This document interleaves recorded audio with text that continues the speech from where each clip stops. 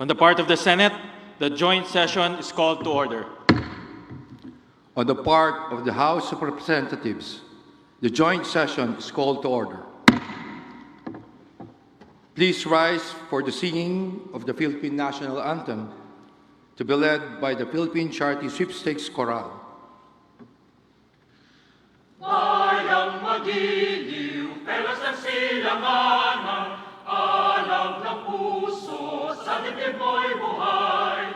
Lupang hinirang, tuyag ka ng magiting, sa manlulupi, di ka pasisitil, sa dagat at bundok, sa langit mong bughay, may ginawang tulas, paglayang minamahal, ang isap ng watawat mo'y tagumpay na nagdidingding, ang bituin at araw niya kailan pang may di magdidilim, lupa ng araw ng buwan ating pagsinta, buhay ay langit sa piling mo, aming ligaya na pag may mga api, ang mamatay ng dahil sa'yo.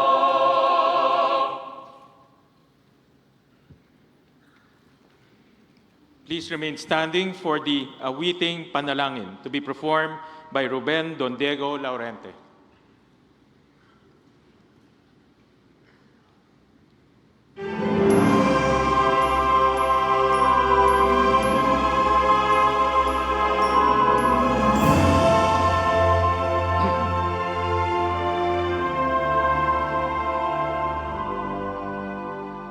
Let there be peace on earth, and let it begin with me. Let there be peace on earth, the peace that was meant to be with God as our Father. Brothers all are we. Let me walk with my brother in perfect harmony. Let peace begin with me. Let this be the moment now. With every step I take, let this be my solemn vow to take each moment and live each moment in peace eternally. Let there be peace on earth, and let it begin with me.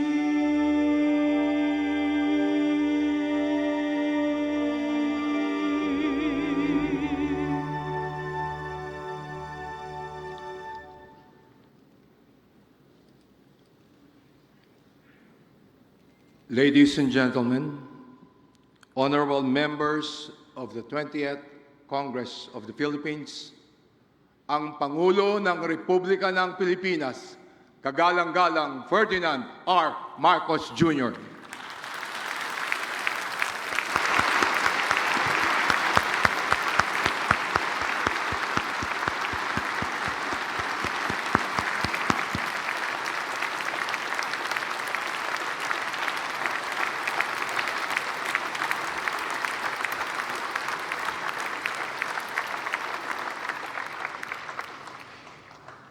Former President Gloria Macapagal Arroyo, Senate President Sherwin Gatchalian, and honorable members of the Senate, House Speaker Faustino D. III, and honorable members of the House of Representatives, Chief Justice Alexander Gesmundo, and honorable justices of the Supreme Court, His Excellency, the Most Reverend Charles John Brown, and esteemed members of the Diplomatic Corps, Executive Secretary Ralph Recto, and honorable members of the Cabinet, First Lady Luis Araneta Marcos, other distinguished guests, ladies and gentlemen, good afternoon. Mga kababayan ko, naririto ako muli upang tuparin ang ating katungkulan at magbigay ng ulat sa inyo tungkol sa estado ng ating bansa at sa mga ginagawa ng inyong pamahalaan.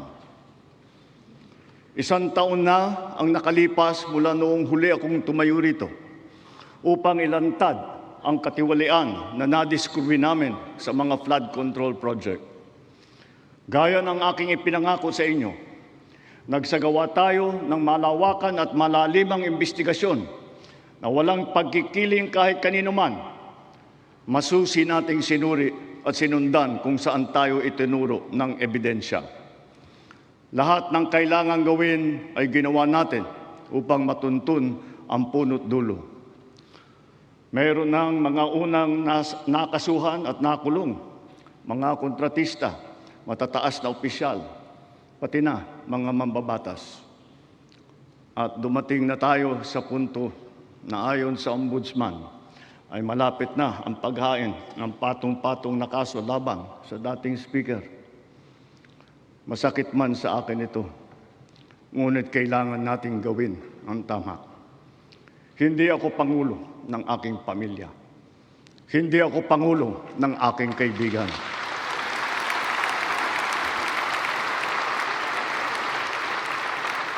Ako ay Pangulo ng Pilipinas at ang tungkulin ko ay sa inyo, ang aking mga kapwa Pilipino.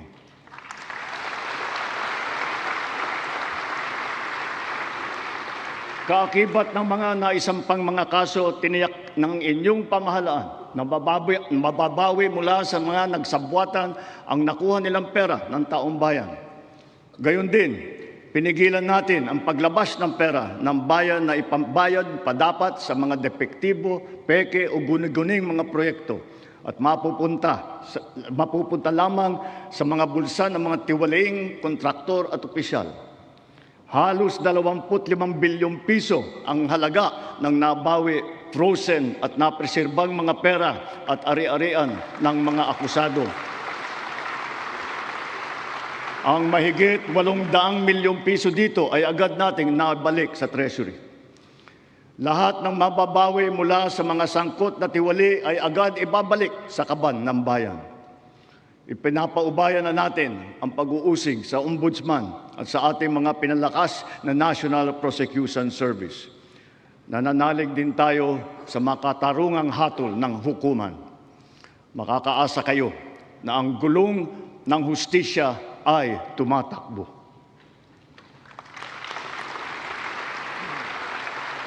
Sa kabila ng mga kaganapang ito, kailangan natin umusad tungo sa pagbabago. Nakatulong ang lahat ng mga ulat at hinaing ninyo sa isumbong na Pangulo. Ang inyong pagbabantay at pakikialam sa pamahalaan ay ang susi sa paglaban sa katiwalian. Ang reforma sa DPWH ay nagsimula na. Nagpasok tayo ng mga bagong graduate kasama ang mga tuwid at maasahang mga job order at contract of service.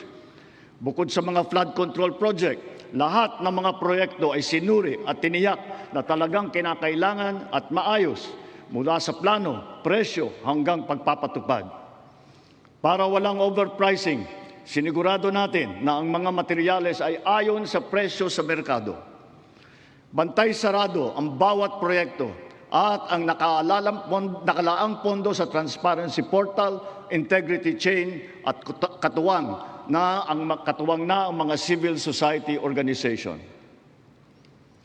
Mula nung tumama sa ating bansa ang epekto ng giyera sa gitnang silangan, nagdeklara tayo agad ng State of National Energy Emergency. Iisa ang ating misyon, uplift, ang iahon ng ating nahihirapang mga mamamayan. Ang lahat ng mga ahensya ay inatasang magtipid at pagtuunan mabuti ang mga programa na mas mahalaga sa pagtugon sa mga epekto ng krisis. Ibinuhos natin ang pondo kung saan karapat-dapat at mas kinakailangan sa mga pangunahing serbisyong ramdam at tiyak na makakatulong sa ating mamamayan. Ang pera ng taong bayan na muntik mapunta sa bulsa ng mga tiwaling opisyal ay naisalba natin. At sa halip na magamit natin ay nagamit natin sa mabuti at para sa tunay na kapakanan ng mamamayan. Ibinaba natin ang karagdagang halos 58 bilyong pisong pondo sa mga lokal na pamahalaan para mas mabilis at mas malawak ang paglingap sa taong bayan. Mataas ang tiwala at kumpiyansa natin sa mga lokal na pamahalaan. Ito ay paghahanda na rin para sa mas marami at mas malawak na serbisyo para sa kanilang mga nasasakupan. Nagsimula tayo doon sa mga direktang naapektuhan ng kaguluhan. Ang pagsaklolo sa ating mga kababayang OFW na naipit sa digmaan. Mahalagang misyon ito ng pamahalaan. Gayong lagpas 2.2 milyong Pilipino ay naghahanap buhay sa Middle East. Simula nung naputok ang gera, mahigit 12,000 kababayan natin ang ating naiuwi sa bansa na ligtas. Mahigit 140,000 OFW naman ang ating nabigyan ng sari-saring tulong sa gitna ng kaguluhan sa Middle East. Tulad ng pagkain, tulong pinansyal, pagpapagamot at masisilungan. Pag-uwi sa Pilipinas, sila ay ating tinulungan upang makapagsimula muli sa pagpahanap buhay sa pamamagitan ng Action Fund at OWA Kabuhayan Program. Ang iba naman ay nilapit natin sa peso o kaya'y sinama natin sa bayanihan para sa balikbayang manggagawa job fair. Samantalang ang iba ay tinulungan natin makapaghanap buhay muli sa ibang bansa. Bukod sa kanila, ang mga magbabalik natin mga gurong OFW ay papasok na sa mga public school natin kung saan sila ay higit na kinakailangan. Dahil dito sa Pilipinas, sila ang ma'am at saka ang sir. Patuloy ang ating ugnayan sa iba't ibang bansa at ang suporta natin sa mga OFW para sa kanilang kaligtasan. Lalo na at may mga kababayan tayong nasawi o hanggang ngayon ay nawawala sa Middle East. Pangalawa, bunga ng ating magandang ugnayan sa iba't ibang bansa. Natiyak nating sapat ang supply ng langis para sa ating pangangailangan. Sa kabila ng pagsara ng Strait of Hormuz ay nagawa natin makabili at makapag-angkat mula sa ibang pagkukunang bansa tulad ng Japan, South Korea, Oman, India, maging sa Russia, pati na sa China. Dahil sa mga ito, natiyak natin na sapat ang supply ng bansa na tatagal hanggang halos 2 buwan. Nakipag-usap din tayo sa Iran para sa kaligtasan ng ating libo-libong mga kababayang tripulante na nasa Strait of Hormuz. Sa kooperasyon ng ating mga kumpanya ng langis, hindi naging biglaan ang pagtaas ng presyo ng petrolyo, kundi paunti-unti sa loob ng 1 linggo. Ito ay para naman maging magaan sa ating nahihirapang mga consumer. Nagtakda rin tayo ng sunod-sunod at malalaking mga price rollback na kailangan tuparin ng mga kumpanya ng langis. Sa tulong ng batas na naipasa ng Kongreso, agad din natin nasuspindi ng 3 buwan ang pagpataw ng excise tax sa LPG at saka sa kerosene. Bukod dito, agad din natin nilimitahan ang pagtaas ng presyo na inaangkat nating bigas. Inaresto at kinasuhan din natin ang mga nahuling nagsasamantala sa kabila ng pagdurusa ng taong bayan habang may state of energy emergency. Lahat ng posibleng gawin para mababa ang presyo at mapabagal ang pagtaas nito, ginawa natin. Marami ang naapektuhan o kaya nawalan ng trabaho sa panahong ito. Kaya tuloy-tuloy ang pagsasagawa natin ng mga job fair sa buong bansa. Nitong Mayo 1, araw ng paggawa at kasagsagan ng mataas na presyo ng krudo, nagsagawa tayo ng halos 100 job fair, kung saan halos 300,000 trabaho ay pinagbigay alam natin sa publiko. Sa isang araw ng job fair na ito, lagpas 6,000 Pilipino ang hired on the spot. Dito rin natin ipinamahagi ang mga sweldo para sa mahigit 100,000 benepisyaryo at nagtatrabaho sa ilalim ng dilip at tupad ng DOLE. Kumilos agad tayo upang pigilan ang mabilis na pagtaas ng presyo ng bilihin. Hinikayat ang mga bangko at e-wallet na magbawas ng kanilang karaniwang singil sa bawat transaksyon na online. Kaya ngayon, maraming bangko at e-wallet na nagbaba o nagtanggal ng kanilang sinisingil sa online transaction fee. Upang makaluwag din sa mamamayan, nagbigay ang mga bangko ng hanggang 6 na buwang palugit sa pagbabayad ng utang at hanggang 1 taon naman kung ang utang ay ginamit para sa agrikultura. Ganito rin ang ginawa ng GSIS at SSS para sa mga utang ng mga miyembro nito, pati na ang NHMFC para sa mga umutang ng murang pabahay at ng Pag-ibig Fund para sa mga naapektuhan na OFW. Kahit papano ay nakaluwag ito sa mga consumer, lalo na sa mga naghuhulog para sa kanilang bahay at sa mga nagpupundar para sa kanilang negosyo. Sa panahon na lumiit ang kita dahil sa mataas ng mga presyo, mahigit 26,000 toneladang bigas ang binigay sa mahigit 2.5 milyong pamilya. At ito'y itutuloy pa natin hanggang umabot sa 8 milyong pamilya na makikinabang.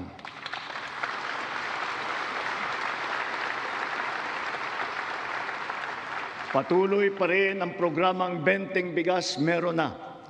Ito'y nakakapagbigay ginhawa sa mahigit 12 milyong Pilipino sa buong bansa.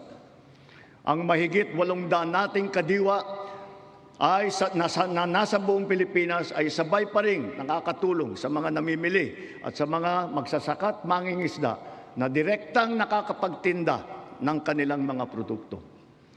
Nagbigay din tayo ng suporta sa halos 2 milyong magsasaka at mangingisda sa kasagsagan ng mataas na presyo ng langis sa ilalim ng Presidential Assistance to Farmers, Fisherfolk and Families o yung tinatawag na PAF.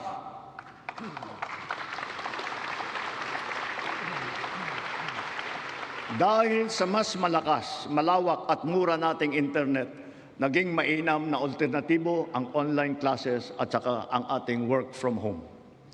Mataas ang presyo ng ating kuryente, lalo na ngayong Hunyo, dala pa rin ng mataas na presyo ng krudo at paglakas ng dolyar. Gayunpaman, tiniyak natin na nabigyan ang mamamayan ng kaunting proteksyon sa kanilang electric bill.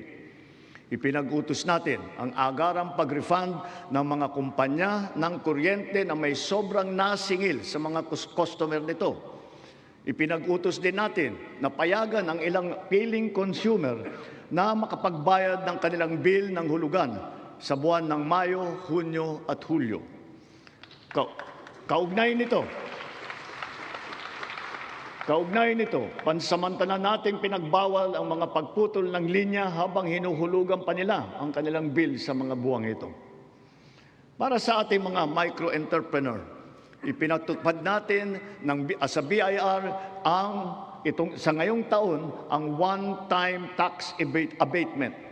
Layunin nito na makapagbigay ng kaunting ginhawa sa mga nalugi o kaya lumiit ang kita dala ng hirap ng panahon. Ang sektor ng transportasyon ang pinakamatinding tinamaan ng epekto ng krisis. Super, operator, pasahero, manggagawa o negosyo man, lahat ay umaray sa matarik na pagtaas ng presyo ng produktong petrolyo. Ngunit hindi natin kayang hayaan tumigil o maantala ito dahil ito ang nagsisilbing piston ng ating ekonomiya. Ang mga super ay natulungan ng cash relief mula sa ating programang AIX. Mayroon din 10 piso kada litro na diesel subsidy para sa mga pampasaherong jeepney at UV Express upang may dagdag na pangkarga. Bukod pa rito, mahigit 1,800,000 nagpapasada ang nahandugan din ng tulong ng AIX. Para naman sa mga pasahero, nagkaroon ng mga libreng sakay kung saan sinigundahan pa ng ilang mga ahensya ng pamahalaan gamit ang kanilang mga sasakyan. Humalili rin ang DA sa paghatid ng mga kargamento ng produktong agrikultural sa mga sentro ng kalakalan sa buong bansa. At para lalo pang makatulong ng sabay sa tsuper at pasahero, binuhay natin ang service contracting program para sa pampublikong bus at ang ating mga jeep. Sa ilalim ng sistemang ito, ang kwalipikadong operator o driver ay nakakakuha ng karagdagang kita sa bawat kilometrong tinakbo sa pagserbisyo ng mga pasahero. Sa panig naman ng pasahero, kung hindi man libre ang sakay, meron silang 20% na discount sa pamasahe. At ang diskwentong ito ay dagdag pa sa karaniwang 20% discount para sa mga estudyante, sa senior at saka sa may kapansanan. Ibig sabihin, para sa ating mga priority passengers, 40% ang kabuuang diskwento nila sa pamasahe.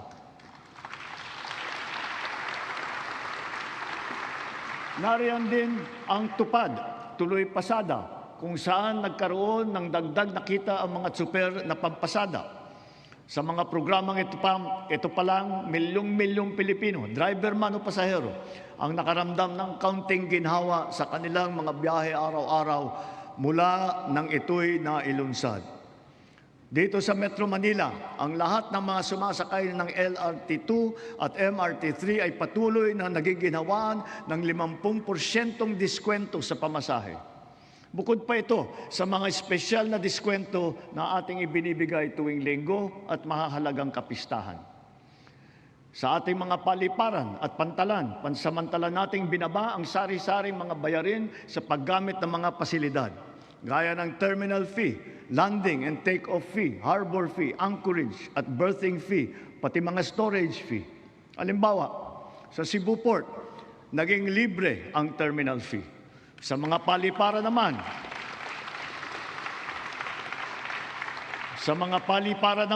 ang service charge sa mga pasahero ay binawasan din natin.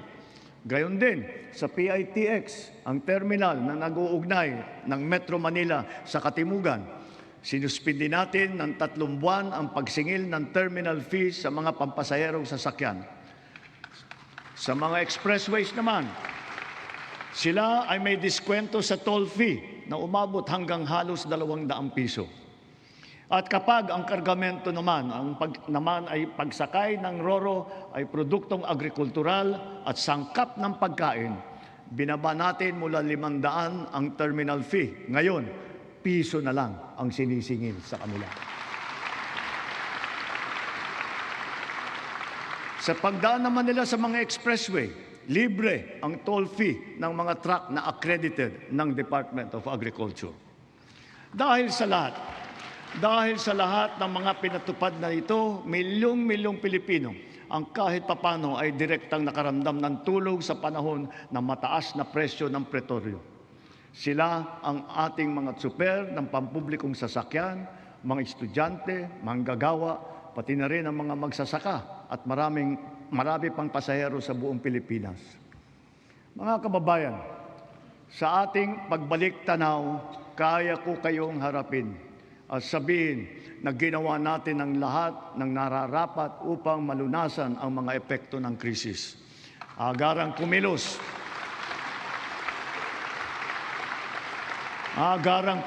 ang buong pamahalaan upang tumulong sa mamamayan.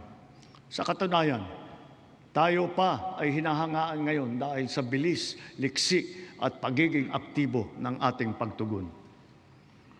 Libuang buwan mula sumiklab ang digmaan, ramdam pa rin natin ang bigat ng mga epekto nito sa ating bansa.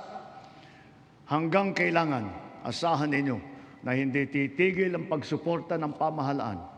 Naglaan tayo ng mahigit 60 bilyong piso para dito hanggang sa katapusan ng taon.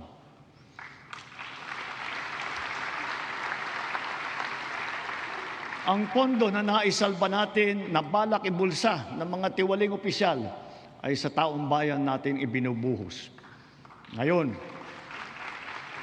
ipipihit natin ang mga programa sa mas nangangailangan nating kapwa Pilipino para naman mas malawak at mas marami ang maaabot ng tulong.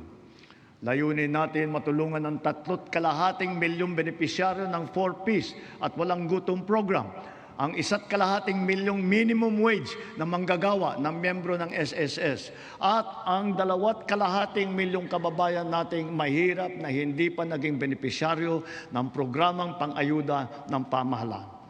Nariyan pa rin ang nakaabang na pagsuporta natin para sa sektor ng transportasyon, agrikultura at mga OFW na apektado ng kaguluhan. Kung susumahin, mahigit 7.5 milyong pamilya na lubos na nangangailangan ang matutulungan natin sa mabigat na kabanatang ito. Ngunit, hindi natin kaliligtaan ang ating mga manggagawang Pilipino, lalo na ang mga middle class, pati na ang mga maliliit na negosyo. Alam natin na sila rin ay nabibigatan sa epekto ng krisis. So, to ensure the continued progress of the middle class amidst the lingering effects of the crisis, we will pursue tax relief measures that promote growth, that generate revenue, and advance equity towards socio-economic sustainability. Kaya bilang natatanging proteksyon sa kanila at para mas mapakinabangan nila ang pinaghirapan nilang kita, nananawagan ako sa Kongreso upang maipasa ang batas na magbibigay ng bahagyang ginhawa para sa ating bayaring buwis. Una, palawakin natin ang exemption sa income tax.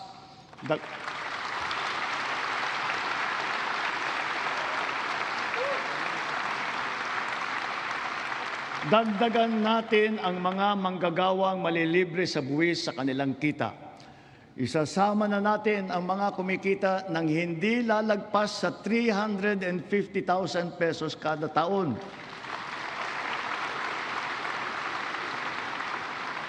Kasabay nito ang karampatang pagbaba ng income tax ng iba parang manggagawa. Pangalawa, ang mga maliliit na negosyo ay hindi napapatawan ng minimum corporate income tax.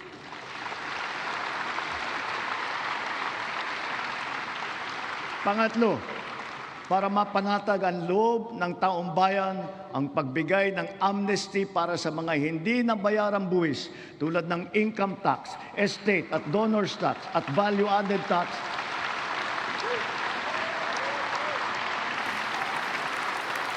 Kasama na rin dyan ang mga multa na kaakibat ng mga ito. Malinaw ang mga leksyon sa atin ng mga nagdaang buwan. Una, ang kahalagahan ng seguridad at katatagan ng bansa pagdating sa enerhiya at sa pagkain, ng ating ugnayan sa ibang bansa at ng bawat mamamayan kahit saan man sila naroroon. Pangalawa, ang abilidad ng pamahalaan na kumilos agad sa angkop at mainam na paraan. At ang ikatlo, ang pagpursigi at pagnatyag ng Pilipino sa kabila ng mga hamong dumadaan.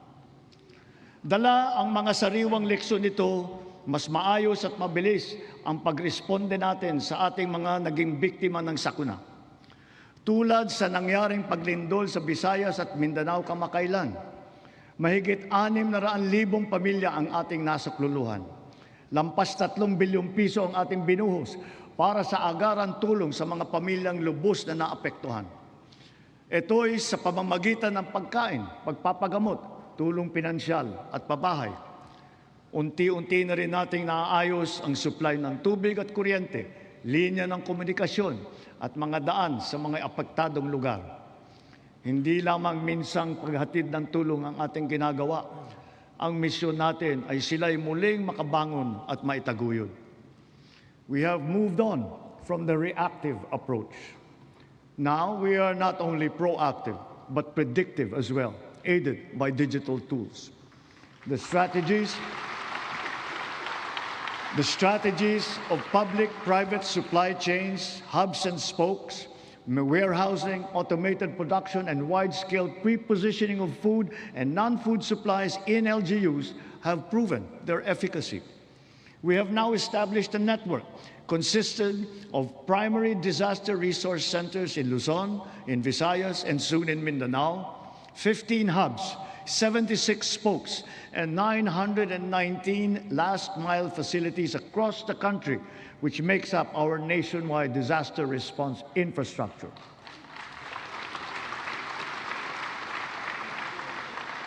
Because of this robust system, delivery of emergency nourishment and relief to target areas is now made possible under 24 hours. Sa panahon ng krisis o kalamidad, handa na ang pamahalaan sa pagpapadala ng mga mobile energy system upang makapaghatid ng emergency power sa mga lugar na nawalan ng kuryente.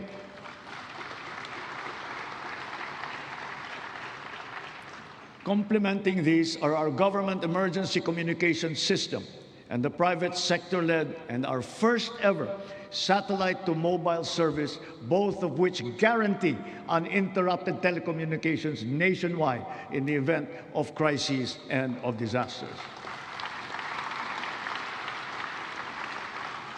At dahil meron na tayong konsepto ng state of imminent disaster, hindi na natin hinihintay na mangyari ang sakuna. Aagapan natin ang paghahanda at pagresponde. And so, taking all these lessons to heart, our overarching mission and all our conscious efforts henceforth must not be to simply uplift, but to ensure security and self-sufficiency of our nation and of our fellow Filipinos. Sa nasaksihan nating pagtaas ng presyo ng petrolyo, maraming kababayan natin ang umasa sa pampublikong sasakyan. Kaya pinagtutuunan natin ng mabuti ang ating mga tren, mga busway, transport hub at integrated terminal at ang pagpapaganda at pagpapalawak ng mga paliparan at pantalan sa buong bansa.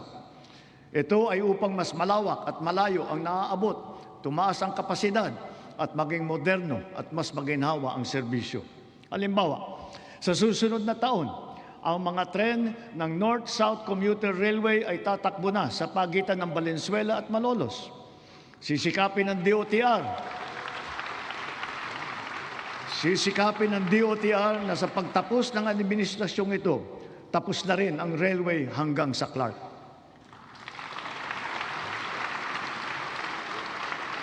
Sa susunod na taon, bubuksan na rin ang 12 stasyon ng MRT-7.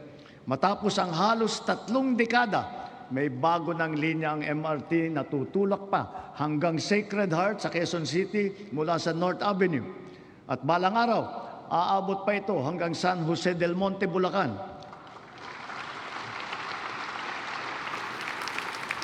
Sadyang napakalaking ginhawa nito sa halos 1 milyon na pasahero bawat araw. Thanks to the recently enacted Accelerated and Reformed Right-of-Way Act, right-of-way issues are now more quickly resolved, removing the biggest choke point in our mass transit development program. Sa kabilang banda, yung unang bahagi ng Cebu Bus Rapid Transit ay bukas na. At yung nasa Ilocos Norte naman ay ating pasisinayaan sa susunod na taon. Ang mga nag-modernize ng mga sasakyan, lalo na ang mga lumipat sa mga hybrid at electric vehicle, ay hindi nakaramdam ng kurot ng pagtaas ng presyo ng petrolyo. Consistent with our clean energy drive, we have encouraged the adoption of electric vehicles. We have removed all tariffs on EVs until 2028 to bring down market prices. And government has also been mandated to prioritize electric vehicles and their refleeting plans. This clean and green policy is two-pronged. It shall also spur growth of our domestic local industries across the EV value chain, specifically those involved in the vehicle assembly and manufacturing of batteries and related spare parts. Mitiin natin na sa pagdating ng 2040, kalahati ng mga sasakyan natin ay EV na. Ang ilang makabagong love bus at ang articulated bus na gagamitin sa Davao City, mga EV na. Ang MB Dalaray naman na pinasayaan natin kamakailan lamang ay isa ring EV na nabuo sa pagtutulungan ng UP at saka ng DOST. Sa darating na panahon, ang ganitong electric ferry boat ang gagamitin sa Pasig River Ferry Service mula Pinagbuhatan sa Pasig hanggang Escolta sa Maynila. Kaya hinihiling ko ang suporta ng buong industriya upang mapaandar na natin sa lalong madaling panahon ang ating minimiting modernisasyon ng mga pampublikong sasakyan. Titiyakin natin na magiging makatao, magaan at makatarungan ang pagpapatupad nito. Tulad ng aking nabanggit, dapat mataas ang kalidad, matibay at maghahatid ng pangmatagalang ginhawa sa taong bayan ang lahat ng pampublikong infrastruktura. Ngayong taon, matatapos na ang bahagi ng South Luzon Expressway TR4 mula sa Santo Tomas City, Batangas, papuntang Tiaong sa Quezon.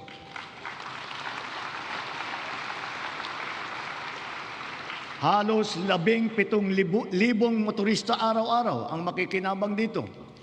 Ang mga nasirang tulay sa San Juanico sa Eastern Visayas, Cabagan, Santa Maria sa Isabela, Pigatan sa Cagayan, Calbigan at Liloan sa Samar, at Panuliran sa Iligan ay kaagad nating naayos at ngayon nagagamit na muli.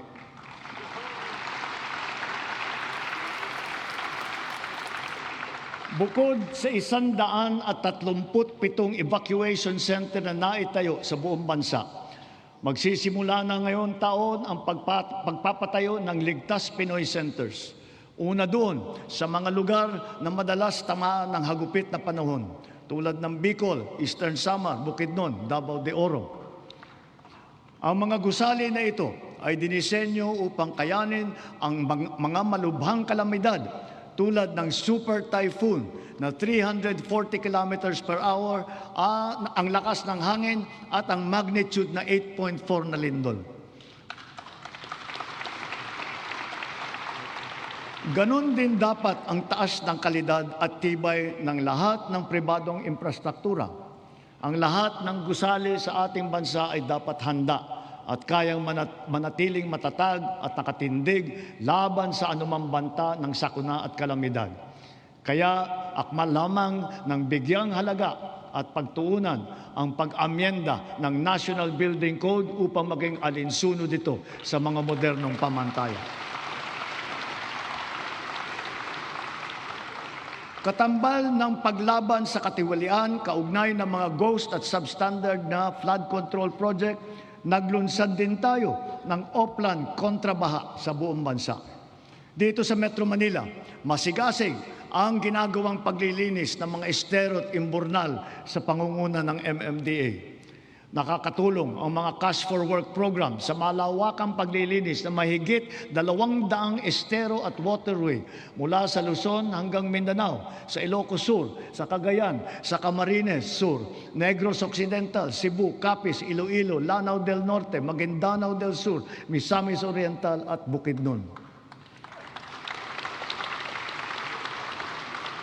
Sa kabila ng mga ginagawa nating ito, kailangan pa rin nating iwasto ang ating pamamaraan sa pagtapon ng basura. One systemic intervention is to update our 25-year-old Ecological Solid Waste Management Act, aligning it with modern waste management practices such as waste-to-energy and waste treatment technology.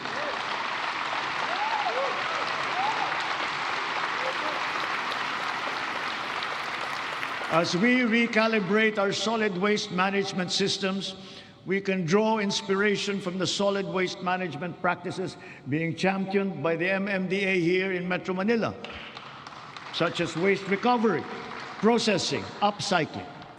For example, what used to be the Carmona Sanitary Landfill of the 1990s is now the MMDA Nature Park. And more than a multi-purpose green space, it shall soon be the base of its high-level disaster preparedness training and simulation exercises. Gayon din, ang ating sistema ng agrikultura ay pinapatatag natin upang magarantiya ang ating supply ng pagkain at maipababa ang presyo nito para sa lahat. Ang sari-saring mga programa tulad ng puhunan, farm input, kagamitan, kaalaman, pati na insurance ay tumutulong sa mga magsasaka at mangingisda. Kaya mula noong 2023, patuloy na tumataas ang produksyon ng bansa Lumalakas ang cropping intensity. Dumadami ang ani tulad ng palay, mais, asukal, baboy at manok. Dala ito ng malakas na buhos ng suporta sa sektor. Ang gumaganda at lumalawak na sakop ng infrastruktura at sistema ng irigasyon at tumataas na antas ng mekanizasyon. Nagbubuklod na rin ang mga magsasaka at mangingisda at nabibigyan ng makabagong teknolohiya, binhi at mga pasilidad at kagamitan. Ilan sa mga ito ay ang 145 rice processing system, 3 malaking cold storage facility at halos 40,000 makinarya. Ang mga taniman naman ng niyog ay dumadami at lumalawak din, dala ng ating programa na malawakang pagtatanim sa buong bansa. Nakapagtanim na tayo ng 18 milyong puno at layunin po natin na sa pagkatapos ng administrasyong ito, makakapagtanim tayo ng 100 milyong puno ng niyog sa Pilipinas.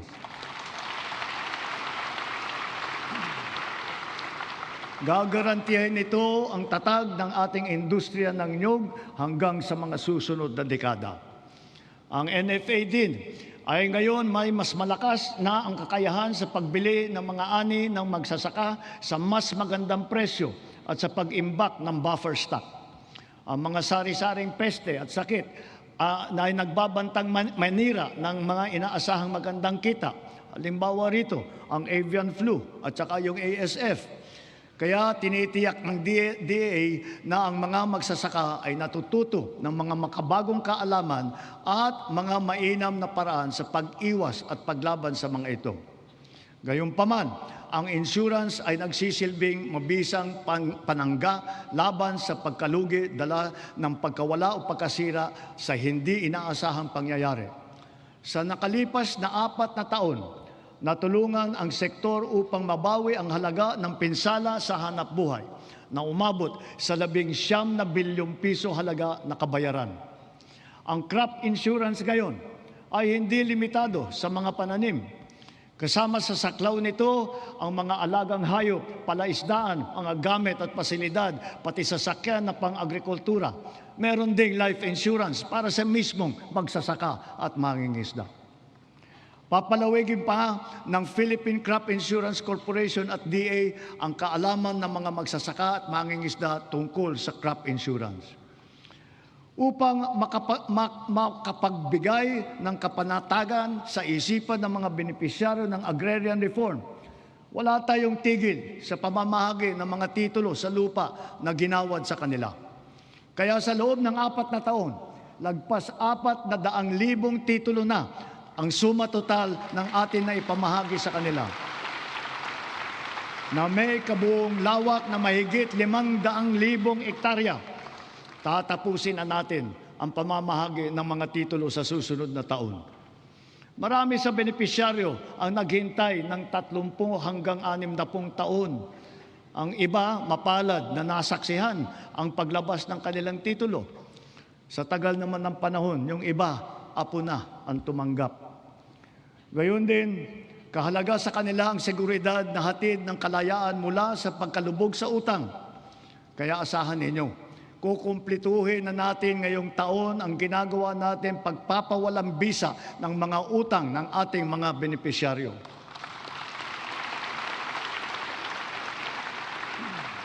Sa kabila ng mga ito, patuloy pa rin ang suporta ng DAR sa reformang agraryo tulad ng irigasyon, mga daan, makinarya at mga pautang para sa mga benepisyaryo nito. Kaya sinasabi ko, Secretary Conrad, huwag mong munang isipin na pwede ka na mag-retire. Marami ka pang trabaho na gagawin sa DAR. Ang mga nagdaang buwan ay nagpaalala sa atin na kailangan natin paramihin ang pinagkukunan natin ng kuryente. Ito ay isang tanda ng pagiging matatag na bansa. Kaya't kasalukuyan nating binabantayan at tinututukan ang 200 proyekto na matatapos hanggang sa dulo ng administrasyong ito. Ang kabuuang kapasidad ng mga ito ay halos 10,000 megawatt. 45 sa mga ito ay natapos na. at 31 ay matatapos ngayong taon. At ang 124 naman ay inaasahang matatapos hanggang sa 2028. Dagdag pa rito ang mahigit 1,700 megawatt na hatid ng mga proyekto para sa energy storage system na may kakayahang mag-imbak ng kuryente. Karagdagang seguridad ito sa 2028 para sa halos 30 milyong kabahayan at mga industriya sa bansa. Ang mga proyektong ito ay napabilis ng dahil sa mga bagong patakaran at proseso na nagpapadali ng pagnegosyo dito sa ating bansa para sa mga Pilipino at dayuhang negosyante.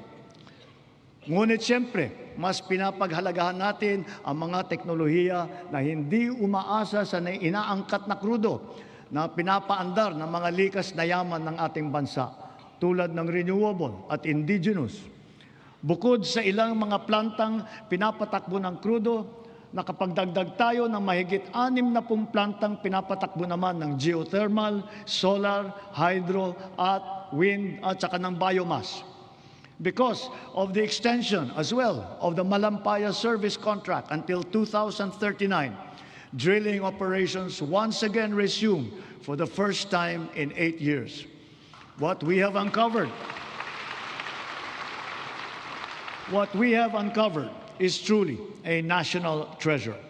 An untapped reserve of 222 billion cubic feet of natural gas, which bodes well for the continuous production of our premier gas field until 2034.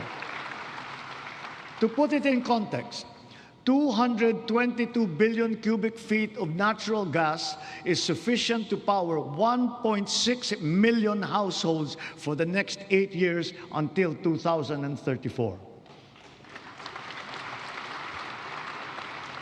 Inspired by this development, we have already awarded a total of 14 petroleum service contracts in Luzon, Visayas, and Mindanao. By far, this is the highest number of such contracts ever to be awarded during a single term of any president in our history.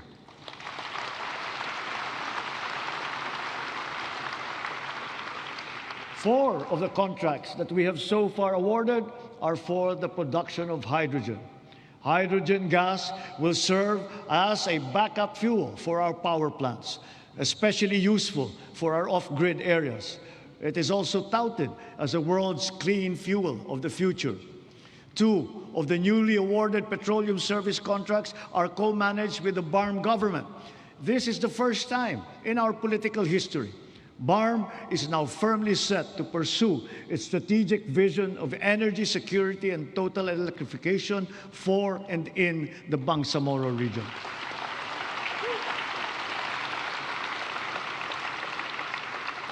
Sa kabila ng mga nailatag para sa ating seguridad sa enerhiya, panatag ang aking loob na kaya nating umangat pa. We have begun to embark on the establishment of hydrogen power plants. Multiple projects are now in their pre-developmental stage in Marinduque, in Masbate, Zamboanga, Sibugay, Basilan, and other potential areas. Pushing the envelope further, perhaps it is time for us to revisit nuclear energy production.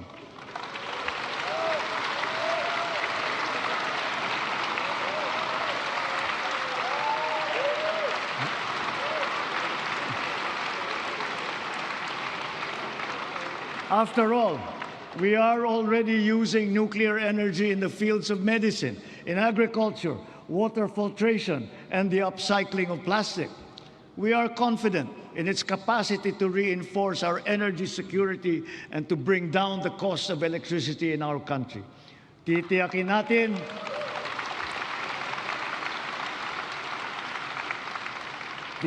natin ito ay ligtas. Titiyakin din natin may papaliwanag na mabuti sa publiko ang magandang dulot sa atin ng enerhiyang nuklear.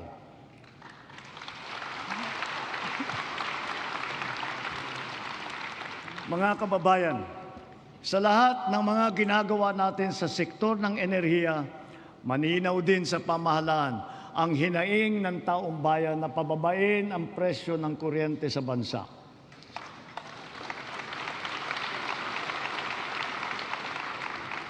Unang-una, upang maging simple, madali at abot kaya ang pagpapakabit ng solar panel at battery storage system sa kanilang mga bahay, hinihiling ko ang tulong ng Kongreso na maipasa na ang Sariling Kuryente Act.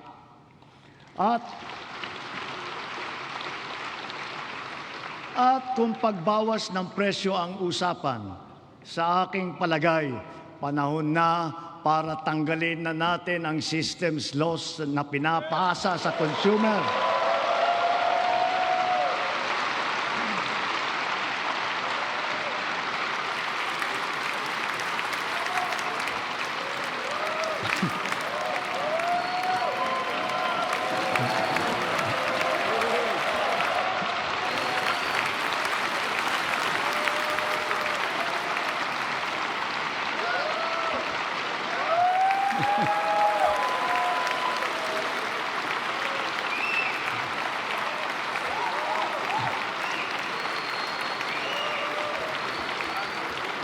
Pinapasa ito sa consumer at kinakarga sa bill na pinapatungan pa ng value-added tax. Hindi naman kasalanan ng consumer kung bakit nagkaroon ng systems loss. Kaya hindi naman tama na kailangan sila pa ang pagbabayarin dito. Therefore, we, the people, we demand for the immediate amendment of the EPIRA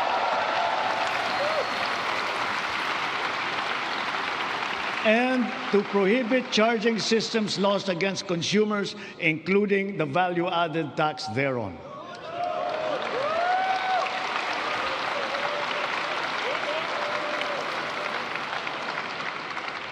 Noon nagsimula ang administrasyon, nilatag na natin agad ang pambansang pulisiya sa social protection floor na magtitiyak na may pangsalo at paglingap sa ating mamamayan, lalo na sa oras ng pangangailangan.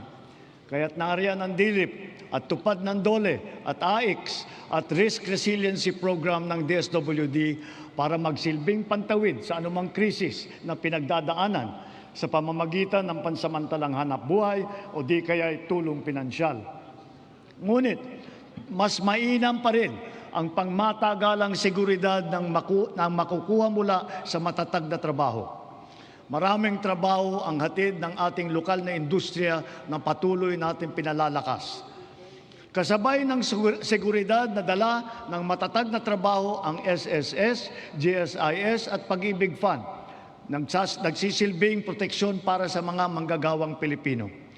Katuwang ang mga ahensyang ito, nakakaipon ang manggagawang Pinoy para sa kanyang pagtanda at sa pagretiro. Nakakatulong din ito sa panahon ng kagipitan, kalamidad o krisis sa buhay. Bukod pa riyan, daan ito upang makapagpundar para sa sariling buhay tulad ng mga abot-kayang pabahay sa ilalim ng ating 4PH program. Nariyan ang DSUD at mga ahensyang kasapi sa sistema ng pabahay upang matupad ang pinapangarap ng natahanan ng Pilipino. Katuwang ang pribadong sektor at lokal na pamahalaan. Puspusan natin pinupuno ang kakulangan sa pabahay sa buong bansa.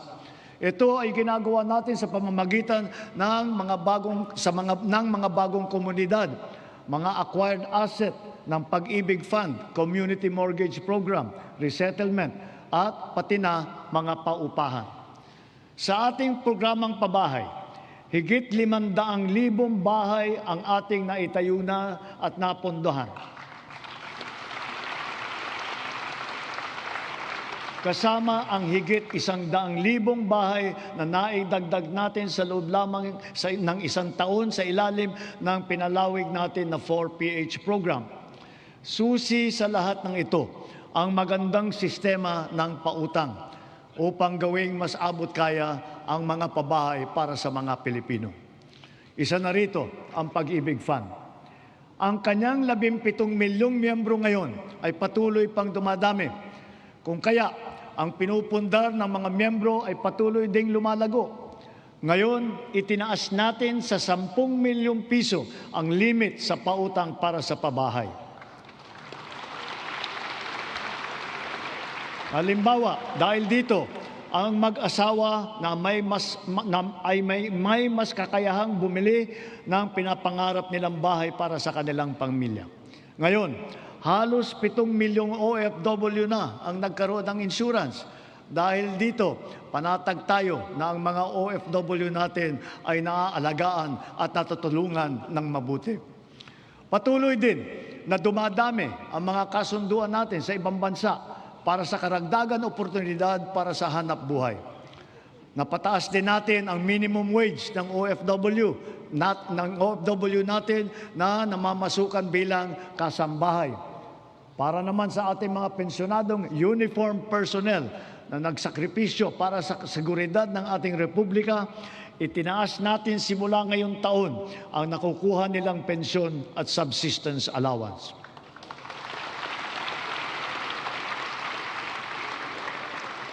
Bilang dagdag tulong naman sa mga pensyonado ng SSS, pinaaga natin ang 10% pagtaas ng kanilang pensyon simula Hunyo na dapat sana ay nakatakda pa sa Setyembre. Mula nung nag-umpisa ang administrasyon, humigit kumulang 44 na milyong Pilipino na ang protektado ng SSS. Mahigit 80,000 sa kanila ay mga tsuper, mga tindero, tendera, gig worker, mga job order at contract of service at iba pang mga nasa informal na sektor. Ang mga contract of service at job order ng pamahalaan, ipinagpatuloy natin ang kanilang mga serbisyo. Naglaan pa tayo ng karagdagang sahod para sa kanilang paghulog sa SSS, Pag-ibig at PhilHealth bukod sa iba pang mga benepisyo. Misyon natin na mas marami pang Pilipino ang makakasapi sa SSS, lalo na ang informal na sektor at mga self-employed na tulad nila. Kaya nananawagan ako sa buong sambayanan. Huwag natin ipagwalang bahala ang seguridad na handog ng SSS, pati na ang Pag-ibig Fund. Tiyakin po natin na ang wasto at buwanang paghulog para sa mga ikabubuti ng ating mga kinabukasan. Maganda ring balita na dumadami sa ating mga kababayan ang kumukuha ng insurance at pre-need mula sa pribadong sektor. Mainam din itong pagpundar para sa kinabukasan. Ito ay para sa lahat ng Pilipino. Ginawa rin itong mas abot kaya dahil sa mga micro-insurance plan. Ngayon na nasa merkado, ito yung mga rehistrado at lehitimo. At mas maganda rin balita sa ating kabataan. Sa kanilang murang edad ay nagbubukas na ng mga account sa bangko o kaya sa digital payment app. Hikayatin at turuan natin silang mag-impok at magpundar para sa kanilang kinabukasan. Gayunpaman, edukasyon pa rin ang siyang pangunahin nagtataguyod ng kakayahan. Kung kaya ito ang nangunguna sa listahan ng administrasyong ito.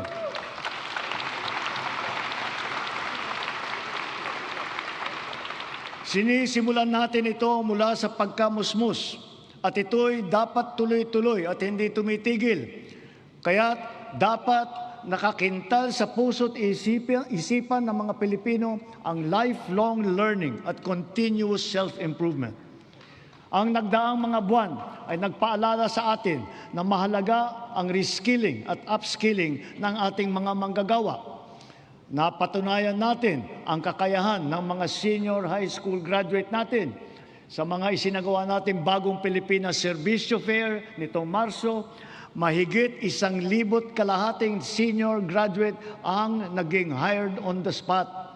Maaari na rin sila ngayon mag-apply para sa mga bakanteng unang baitang na posisyon sa pamahalaan. Ngunit patuloy pa rin natin pinalalakas ang curriculum ng senior high upang lalong maihanda ang estudyante para sa tunay na mundo. Pinaigting ang work immersion para maranasan nila ng personal ang paghahanap buhay sa kanilang gustong larangan. Panatag ang ating loob sa edukasyon pagkatapos ng senior high dahil sa patuloy na pagtaas ng kalidad ng kolehiyo sa ating bansa. Noong 2022, ang mga kolehiyo natin na pumasok sa World University Rankings for Innovation ay 12 lamang. patuloy po nating ipinataas ito bawat taon. Ngayon, 140 kolehiyo na ang pumasok na sa World University Rankings. At lagpas kalahati sa kanila ay state at local universities and colleges kung saan libre ang matrikula.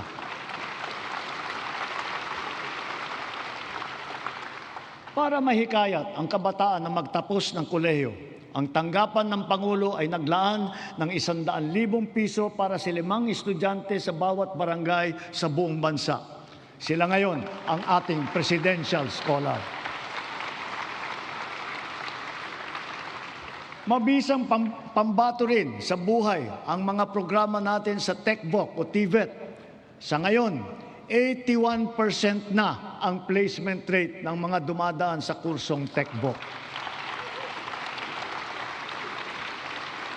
Halimbawa, sa programang Super Scholar at ang programa Entrepreneur, naturuan ang mga driver ng panibagong kaalaman na sa kanilang iba't ibang pangkabuhayan.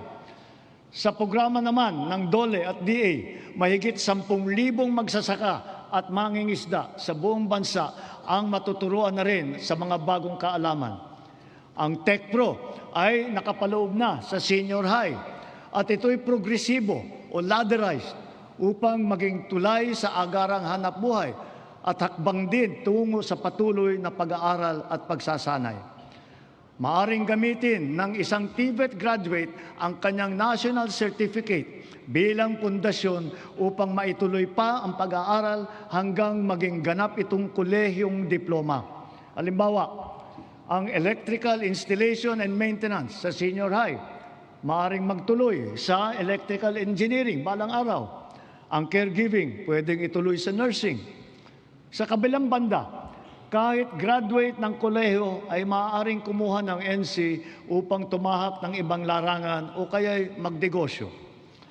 Inahahayag ng DOLE at TESDA sa publiko ang kompletong impormasyon ukol sa mga kurso at programa TVET, lokasyon ng mga training center at provider, paano mag-apply, petsa, iba pang mahahalagang detalye. Malaking tulong ngayon ang TESDA Passport na bunga ng digitalization ng inyong mga serbisyo. In line with our digital transformation drive, our DICT continues to train our tech-savvy citizenry in high-impact tech skills to help them stay competitive in this ever-evolving field. AI is here to stay, and so we adopt it to harness its potential to enhance critical sectors, from our educational system to our industries. We have launched massive training programs for AI readiness, which have reached at least 1.8 million individuals, students, parents, and teachers alike. This success inspires confidence to further scale up our initiatives for AI literacy across all sectors. We must ensure our global competitiveness. Within and beyond the academe, we must inculcate in our youth the virtues of critical thinking, innovativeness, creativity, as well as the ability to find solutions to problems. Our targeted scholarships and funding grants are all aimed to encourage these trailblazing traits. Contests such as Young Creative Challenge, the NICE, and the Philippine Innovation Awards recognize their talent and their hard work. At the same time, we have to do more to protect our children. We must protect them from the harmful influences and forces that exploit their vulnerability. The corrosive influence of fake news, the unfettered exposure to pornography, even to minors, the constant depiction of casual violence, and the toxicity and hate culture pervasive in social media. These pernicious influences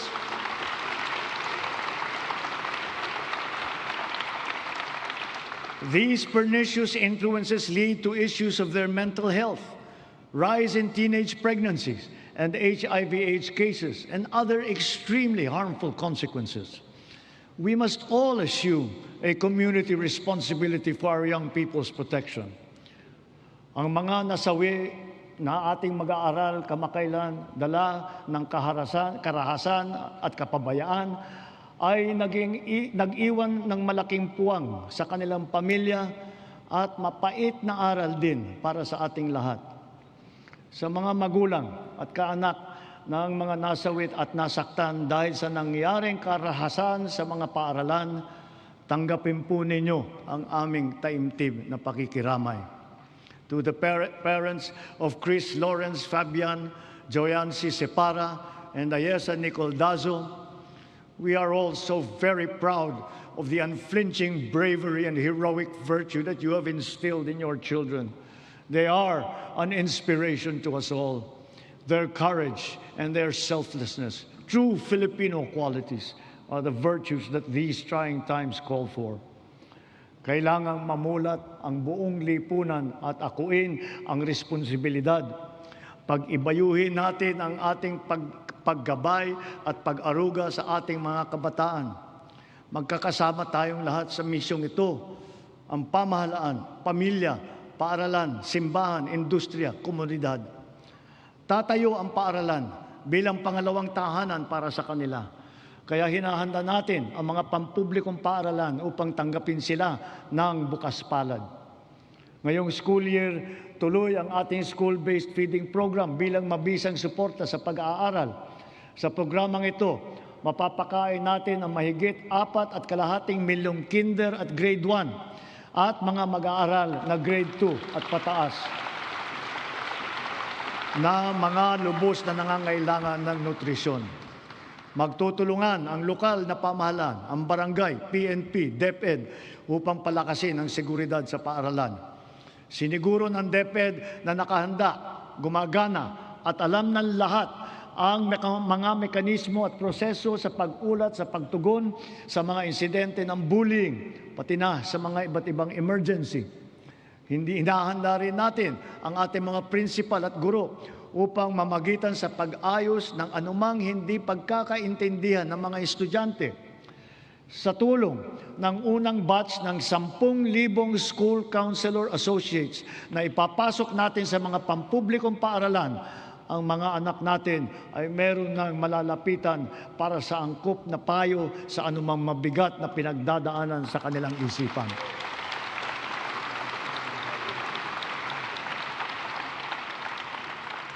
Hindi mawawaglit sa ating isipan ang karangalan at kadakilaan ng ating mga guro. Pinangako ko noong nakalipas na SONA na walang magre-retirong guro na Teacher 1. Ngayon, mahigit 80,000 guro at school head sa pampublikong paaralan ang na-promote gawa ng ating expanded career progression. Nagkaroon na rin ng mahigit 30,000 karagdagang posisyon para lumakas ang puwersa ng mga guro. To facilitate effective instruction, we also continue to provide them with helpful and innovating teaching aids such as smart TVs, laptops, tablets, free mobile data, even lapel microphones. To dramatically increase the traditional annual production output of DepEd, we have activated force multipliers in addressing classroom storage, tapping the DPWH, PAGCOR, and the LGUs as additional production arms for the increase in our schoolrooms. For its part, the private sector also will construct its initial share of more than 16,000 classrooms in Luzon by way of PPPs. Additional PPPs with higher production targets will soon follow for the Visayas and Mindanao. Kapag may nagkasakit sa pamilya, tila krisis ang tumama. Sa mahal ng pagpapagamot, kaya nitong simutin ang kita o ipon ng isang pamilya. Kaya malusog na pamumuhay ang ating pangunahing isinusulong. Kumpletong bakuna, maayos na nutrisyon, regular na ehersisyo at pag-iwas sa masamang bisyo at mapanganib na gawain. Mahalaga rin ang ating sports. Itinaas natin ng triple ang suporta natin dito.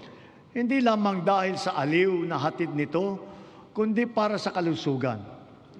Sa nag-uumapaw nating suporta kay Alex Eala, Sana ay marami ang maengganyo para matuto at maglaro hindi lamang ng tennis, kundi ng ibang sport pa. Sa halimbawa ng Pilipinas Women's Football Team, sana rin ay mas sumikat pa ang football sa ating bansa at maraming maglaro. Balang araw, baka makasali na ang Pilipinas sa World Cup.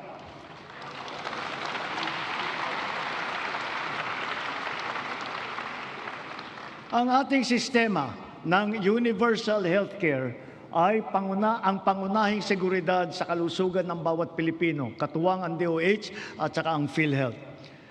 Daig ng maagap ang masipag. Ito ang layunin ng ating YAKAP program. Ilayo ang Pilipino mula sa sakit at tugunan ng maaga ang nagbabadyang karamdaman. Sa taong ito, 4.5 milyon na ang nakapagpatingin mula sa 25 milyong Pilipino nakarehistro sa programang ito. Hangad natin, mas maraming klinika pa ang makakasapi sa YAKAP upang mas marami pa ang pagpipilian ng ating mga mamamayan. Sa kaugnay nitong gamot program, ang membro ng PhilHealth ay makakakuha ng kailangang gamot mula sa mahigit 2,000 accredited na provider. Ang bawat membro ay may benefit limit pa na 20,000 piso kada taon. Ngayon, 75 na ang mahahalagang gamot na kasama sa listahan ng programang ito. Meron diyang antibiotic, laban sa asma, alta presyon, kolesterol, para sa diabetes, sa ubo, lagnat at iba pang mga sakit na kadalasang nararamdaman. Sa 7 buwan ng taong ito, mahigit 300,000 kababayan natin ang nakinabang dito. Bukod sa programang ito ng PhilHealth, ang bilang ng mga gamot na tinanggalan natin ng value-added tax ay umabot na sa mahigit 2,000. Mahigit 700 dito ay laban sa cancer, mahigit 500 ay para sa alta presyon, mahigit 600 naman ay laban sa diabetes at para rin sa mental health. Sa buwis na ito na ating tinanggal, ang side effect dyan ay mas mababang presyo nito sa butika.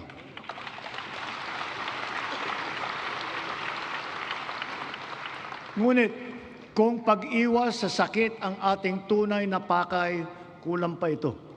Kailangan mas maaga ang pagbabantay. Kaya pinapalawak pa natin ang programang ito. Sa susunod na taon, unti-unti nating isasama ang iba't ibang uri ng blood test at gamot upang mas maagang matukoy at mabantayan ang posibleng sakit sa bato, atay, thyroid at hepatitis B. Nariyan pa rin ang malaking suporta ng PhilHealth kung kailangan talagang magtungo sa pagamutan. Patuloy na pinaparami ng PhilHealth ang sakop nitong mga sakit, kondisyon at serbisyo. At itinaas din nito ang limit upang matiyak na sumasabay ito sa pagtaas ng presyo.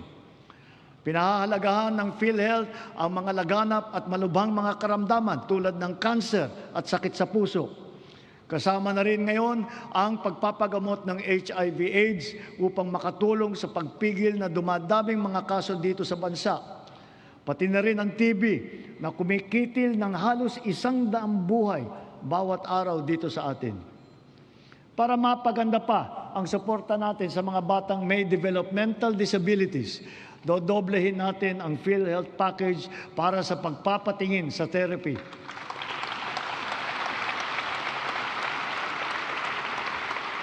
Dadamihan din natin mula sa 70 hanggang 150 ang bilang ng therapy session na sakop ng PhilHealth.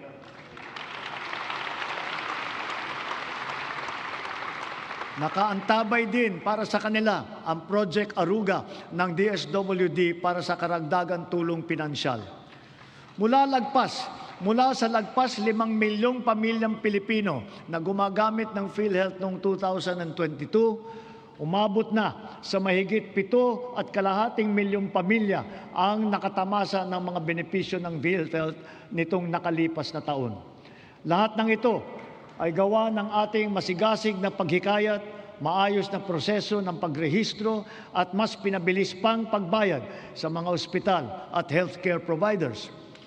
At mula nung inilunsad matapos ng huling SONA, Halos 3 milyon ng kapwa natin ang walang binayaran, kahit 5 sa kanilang pagpapagamot, gawa ng ating zero balance billing sa mga ward ng ospital ng DOH.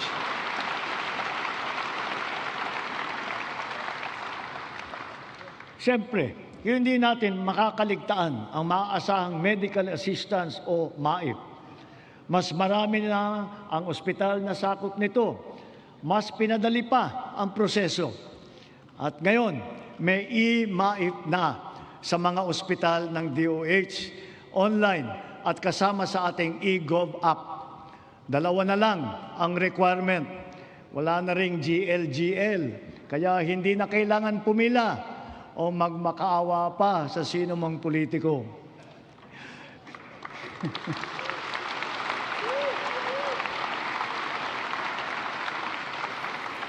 Sa mahigit 56 na milyong nakapag-download at gumagamit ng ating e-Gov app, ganong karaming Pilipino, kasama ang kanilang pamilya, ang madali nang maaabot ang napakahalagang medical assistance na ito mula sa national government. Kung kaya't sa puntong ito, mahigit 8 milyong pasyente na ang natutulungan ng maaasahang MAIP. Sa ating ginagawang mga pagbabago, mas marami pa ang matutulungan nito, anumang antas sa lipunan.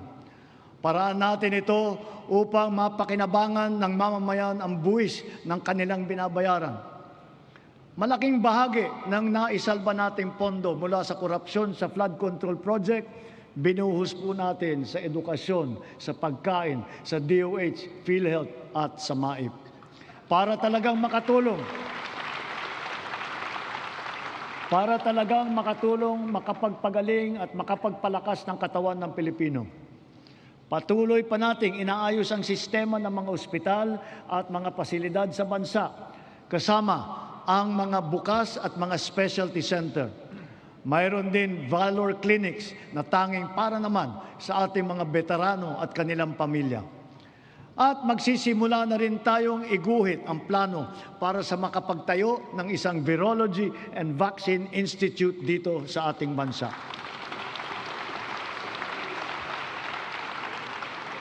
Kasabay nito, ang hanay ng mga dalubhasa sa larangan ng medisina at kalusugan ay dumadami na rin. Mula noon na magsimula tayo, mahigit dumoble ang kumukuha ng medical scholarship kapalit ng obligasyon na maglilingkod sa mga pampublikang ospital sila balang araw. Sa kanilang pinamamalas na serbisyo publiko, ang ating mga doctors to the barrios ay nagsisilbing huwaran sa ating mga susunod na henerasyon ng mga Pinoy na doktor.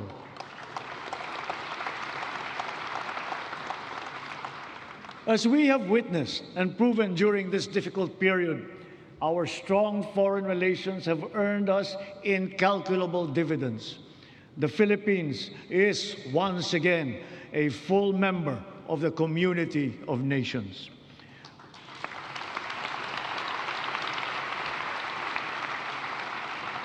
Our vigilant trade facilitation efforts have resulted in integrating our country into the international free trade network. That is the widest and most active one that we have ever had in our history.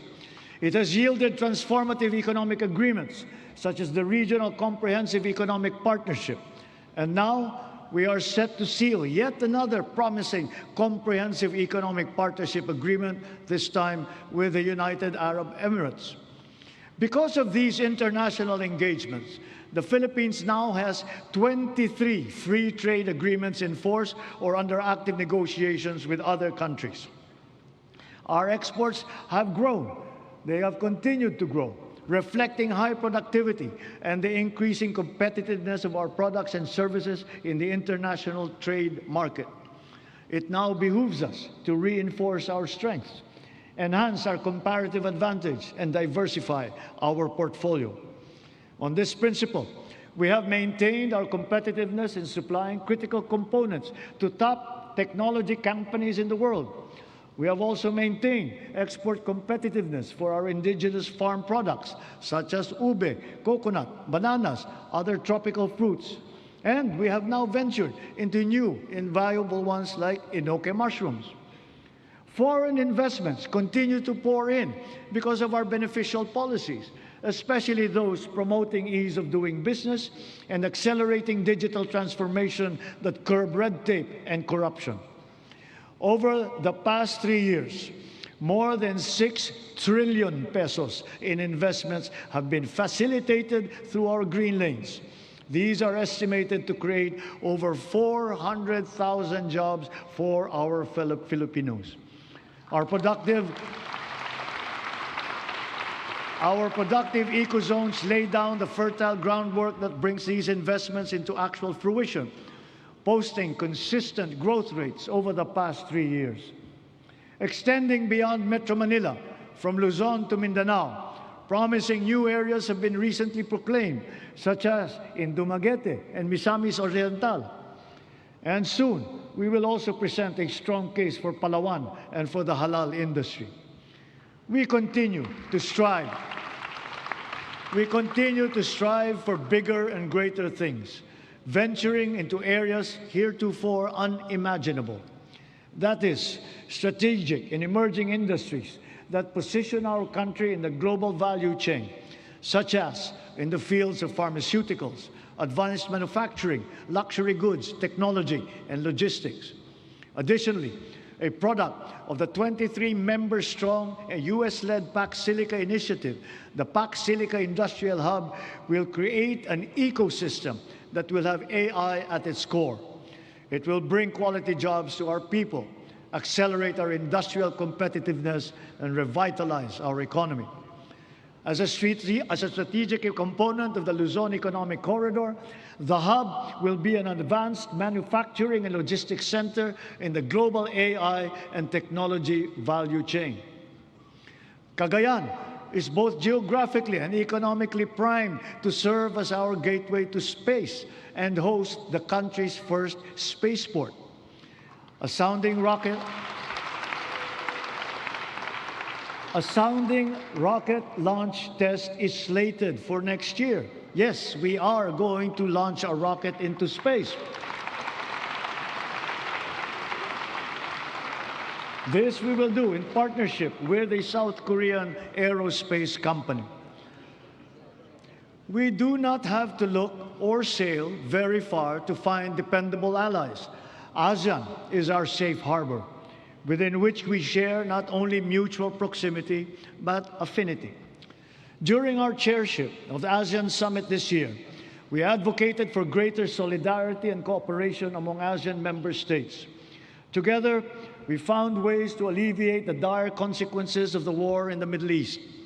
Through a united ASEAN and its strong extended network, we have achieved greater security and resilience as a region and as individual nations, more capable of withstanding disruptive events.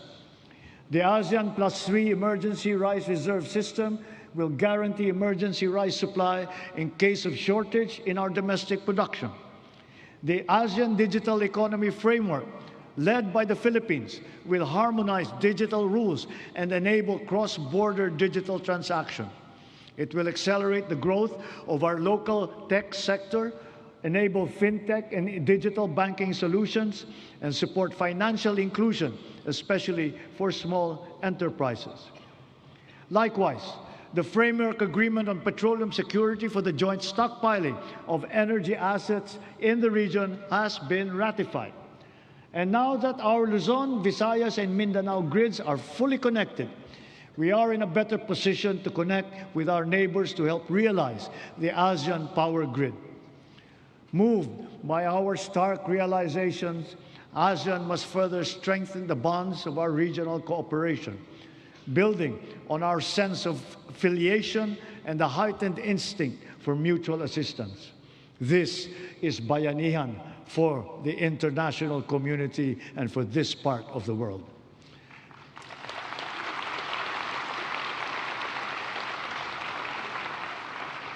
And more significantly, we in ASEAN, joined by the entirety of Filipinos who by nature are peace-loving, re-echo our unified appeal for an end to violent conflict. We appeal to all parties for a heightened sense of community, to a return to the table, armed only with a genuine desire for peace and for normalcy. True diplomacy builds, violent conflict only destroys. Peace and order are the foundations of security for our country, for our region, for the world. A long but worthwhile 15 years since its signing, we are now ready to formalize a historic completion of the government's peace pact with the CBA-CPLA.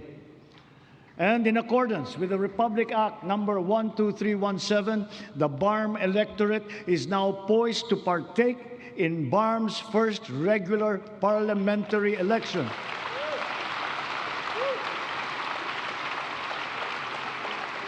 This is a critical accomplishment under the Comprehensive Agreement on the Bangsamoro.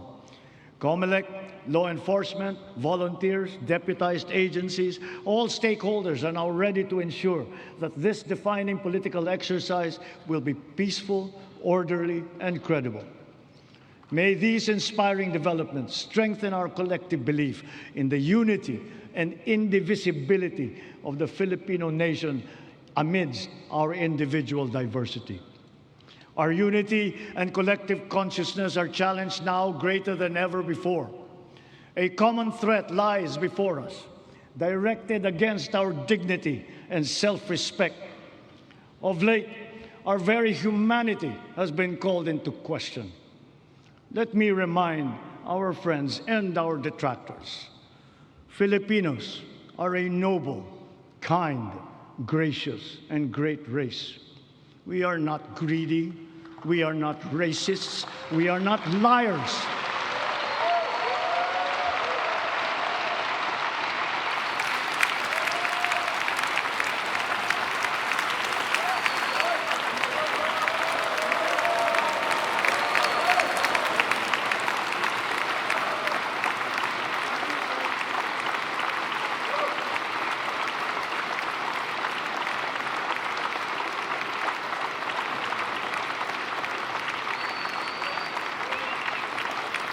We are respectful and we are dignified. We are Filipinos and we do not yield.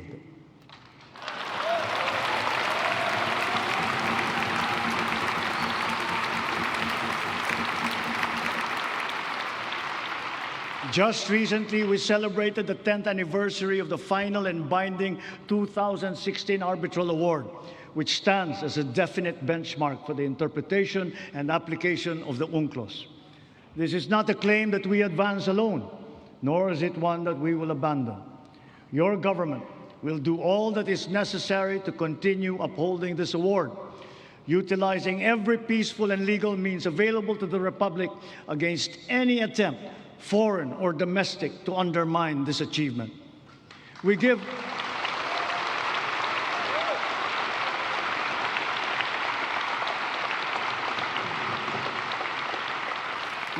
honor to our armed forces, the Coast Guard, even our fisherfolk, who all continue to patrol and ply our seas in the face of great risk.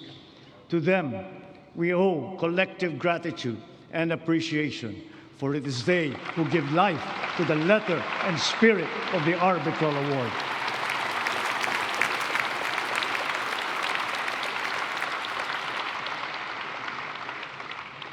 Mga kapwa kong Pilipino, sa ganitong mga banta sa ating seguridad, sa loob at sa labas ng bansa, tayo'y tumindig ng taas noo at magkapit-bisig. Dahil tayo man ay magkakaiba sa maraming bagay, iisa lang tayong lahi. Tayong lahat ay Pilipino, Pilipino sa diwa, Pilipino sa dugo. Manaig nawa ang pagkakaisa at ang pagmamahal natin sa inang bayan at sa kapwa Pilipino. Sa bagay na ito, hindi tayo magkakatunggali. Tayo ay magkakabigkis tulad ng ating pinamana sa ating buong kasaysayan. Sa mga pang-aalipusta, hindi tayo matitinag. Sa manlulupig, hindi tayo pasisiil.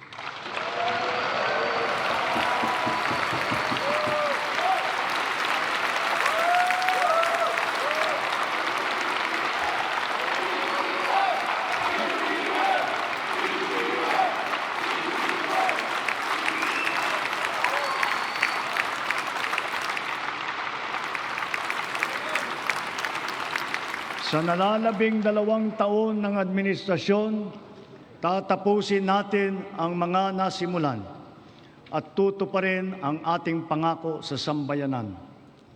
My beloved countrymen, let us continue the work that we have started to make the Philippines the country that Filipinos deserve. There is no nobler cause than this. We do this for our children. We do this for our future.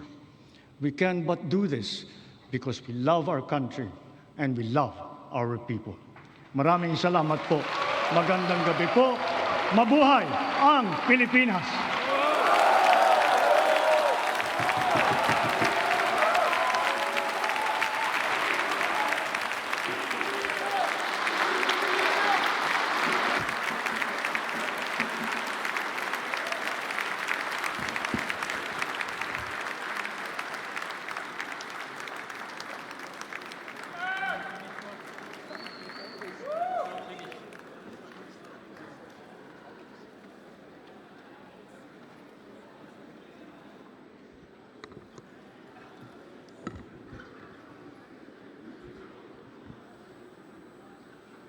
On the part of the Senate, the joint session is adjourned.